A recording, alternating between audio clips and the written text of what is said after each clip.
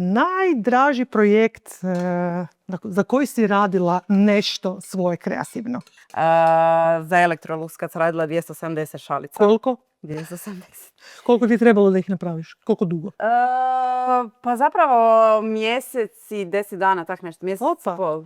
Znači, to nije ono, ja sam sad napravila šalice, stavila sam ih peći kao to, znaš, kad vidimo, ja ću šalicu, neš ti ona ispekla. Koliko? Mjesec i pol dana? Da, bilo mi je ono na prvu, nisam mogla vjerovati da li je to stvarna brojka, da se nisu nešto zeznuli, ali bome nisu.